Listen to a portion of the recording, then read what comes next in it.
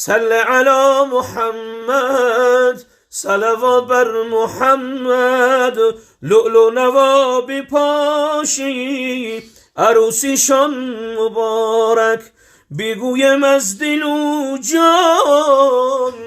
محفلشان مبارک دستی دعا به سوی خداوندی تبارک دستی دعا به سوی خداوندی تبارک بگویم از دل و جان صلوات بر محمد همه با هم بگویم از دل و جان صلوات بر محمد جشن و سرور و شادی با همگان مبارک جشن و سرور و شادی با همگان مبارک این مجلسی خدایی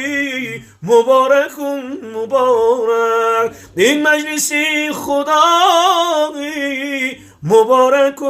مبارک زندگیتان بهاری سراسر شور و شادی زندگیتان بهاری سراسر شور و شادی یا ربی کن تو یاری پیوندیشان مبارک یا ربی کن تو یاری پیوندیشان مبارک نصیبشان بفرما محبت و مودت نصیبشان بفرما محبت و مودت این مجلسی خدایی مبارک مبارک دامادی ما صل علی بر قدر عنایش دامادی ما صل علی بر قدر عنایش نور محمد مصطفی بر رخ زیبایش نور محمد مصطفی بر رخ زیبایش امشب شبی جشن و سروری همگی با هم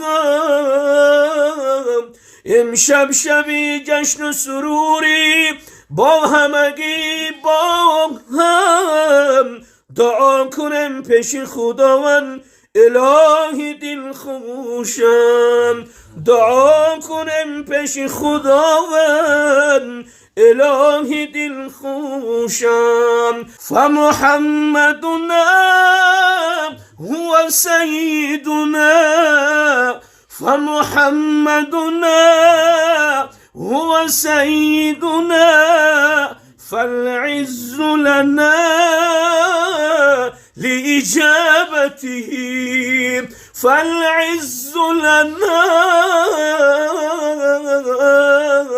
لإجابته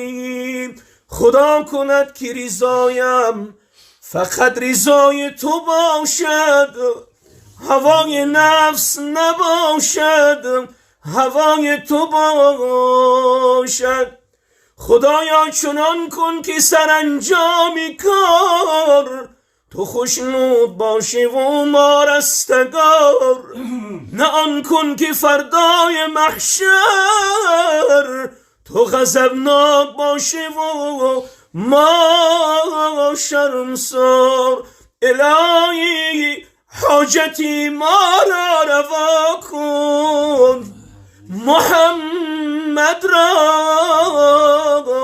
شفاعت خواهی ما کن سبحان ربك رب العزة عما يصفون وسلام على المرسلين والحمد لله رب العالمين آفرینه که قاری باور کرد آخه کویل کردیده اللهم اهدنا بهداية القرآن ويسر علينا أمور الدنيا والآخرة بالقرآن وحصل مقاصدنا مقاصد الدنيا والآخرة بالقرآن واقض حاجاتنا من حاجات الدنيا والآخرة بالقرآن العظيم پروردگارا